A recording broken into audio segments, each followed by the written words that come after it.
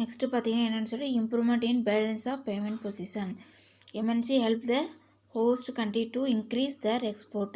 As such, they help the host country to improve upon its balance of payment position அப்படிங்கிறாங்க. அப்படின்னு என்னென்னு சொல்லி பார்த்தீங்கன்னா நாட்டின் செலுத்து நிலை வளர்ச்சி அப்படிங்கிறாங்க. நாட்டின் செலவாணி செலுத்து நிலை வளர்ச்சி. பன்னாட்டு நிறுவனங்கள் ஏற்றுமதி அதிகப்படுத்தி வளர்ச்சிக்கு வித்திடுகின்றனர்.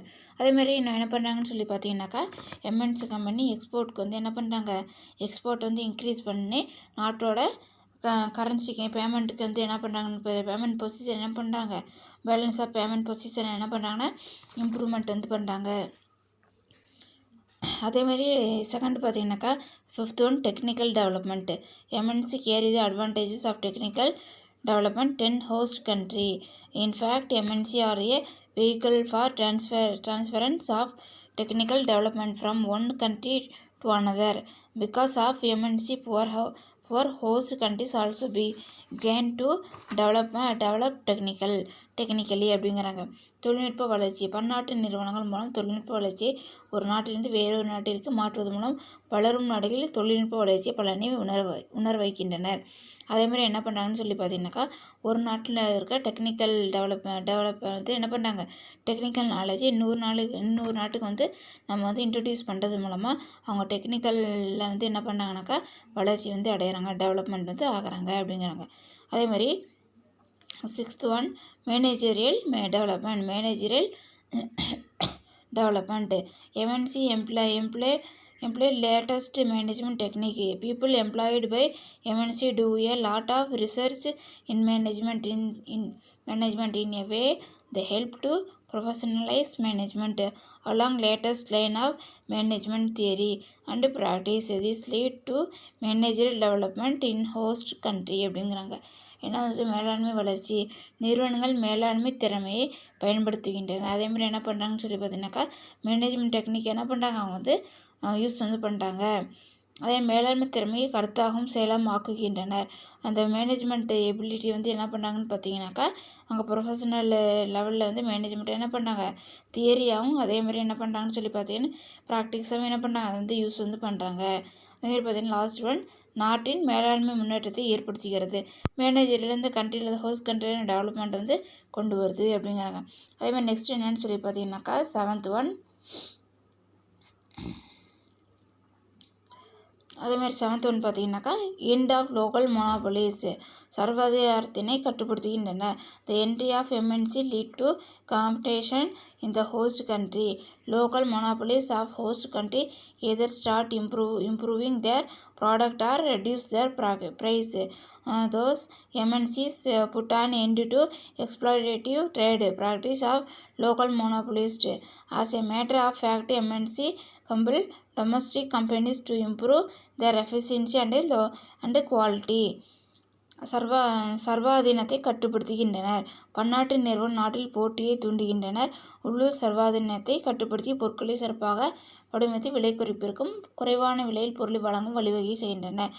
எம்என்சி வந்து என்ன பண்ணாங்கன்னா போட்டி வந்து என்ன பண்ண தூண்டுது அப்படிங்கிறாங்க. அப்போ உள்ளூரில் வந்து என்ன பண்ணுறாங்க, பொருளை வந்து உற்பத்தி செஞ்சு சர்வாதிகாரத்தை அட்டானமஸ் வந்து என்ன பண்ண கண்ட்ரோல் வந்து பண்ணி பொருளை வந்து சரியான விலையிலையும் நல்ல தரமான பொருளாகவும் கொடுக்கறதுக்கு அது வந்து வழிவகுக்குது. அதேமாரி இதனால் உள்ளூர் நிறுவனங்கள் தனது பொருட்களை திறமையாகவும் தரமாகவும் தயாரிக்க உதவுகிறது. இப்போ லோக்கலில் இருக்க மோனோபொலிஸ் வந்து என்ன பண்ண முடியுதுனாக்கா தன்னோட ப்ராடக்ட்டை இம்ப்ரூவ் பண்ண முடியுது. அதேமாதிரி ரெடியூஸ் த ப்ரைஸ் அமௌண்ட் வந்து என்ன பண்ணுது குறைக்க வந்து முடியுது அப்படிங்கிறாங்க. அதேமாதிரி நெக்ஸ்ட் ஒன் பார்த்தீங்கன்னாக்கா தனது பொருட்களை திறமையாகவும் தரமாகவும் தயாரிக்க உந்தப்படுகின்றனர்.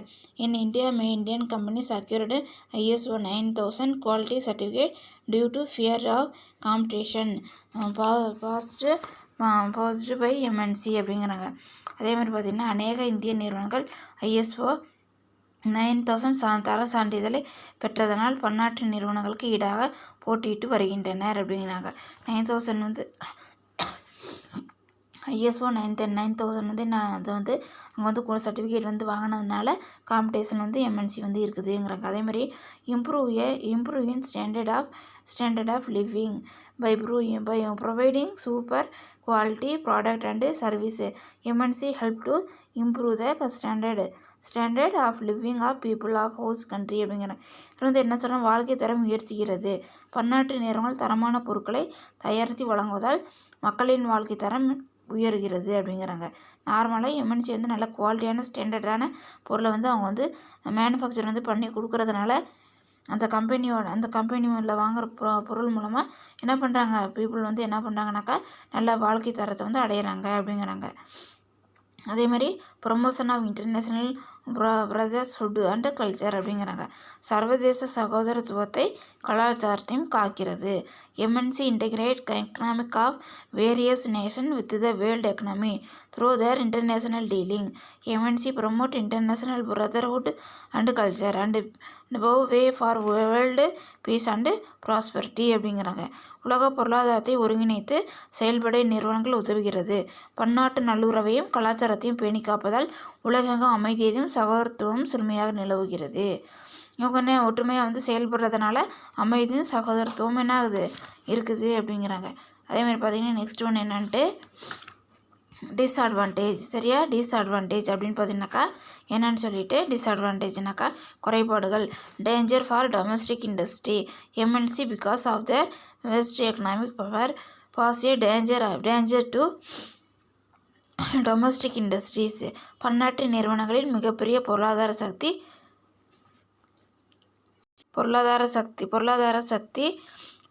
சக்தி உள்நாட்டு தொழில்களின் முன்னேற்றத்துக்கு தடையை ஏற்படுத்துகிறது. அதே மாதிரி என்ன வந்து சொல்கிறாங்கன்னு பார்த்தீங்கன்னாக்கா இதில் வந்து குறைபாடுகள், உள்ளூர் தொழில்களுக்கு அபாயம்னாக்கா எம்என்சி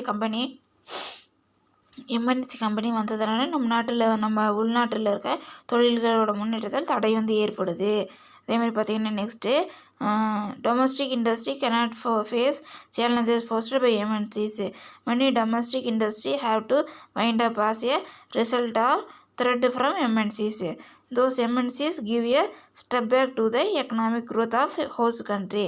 அதேமாதிரி என்ன ஆயிடுச்சுன்னு சொல்லி பார்த்தீங்கன்னாக்கா எம்என்சி கம்பெனியோட இவங்க என்ன பண்ணலை, சேலஞ்சு பண்ணி அதை வந்து அவங்க வந்து ரன் வந்து பண்ணலை. நிறைய இண்டஸ்ட்ரி என்ன பண்ணிட்டாங்க, வைண்ட் அப் வந்து பண்ணிட்டாங்க அப்படிங்கிறாங்க. அதேமாதிரி பல உள்நாட்டு நிறுவனங்கள் பன்னாட்டு நிறுவனங்களால் அளிக்கப்படுகின்றனர். பன்னாட்டு நிறுவனங்கள் நாட்டிற்கு பொருளாதார வளர்ச்சியை தருவது போன்று தோற்றமளிக்கின்றன. ஆனால் அந்நிறுவனங்கள் உள்ளூர் தொழிலை அளிக்கும் பசுத்தோல் போர்த்தி புலி என்று எதிர்ப்பாளர்கள் குரல் எழுப்புகின்றனர் அப்படிங்கிறாங்க. அதேமாதிரி நெக்ஸ்ட் என்னன்னு சொல்லி பார்த்தீங்கன்னாக்கா நெக்ஸ்ட் வந்து அடுத்தது வந்துட்டு second one transfer out data technology. Where MNC transfer out data technology of host nation itself no purpose அப்படிங்கிறாங்க. வழக்கொழிந்த தொழில்நுட்பத்தை மாற்றுதல்.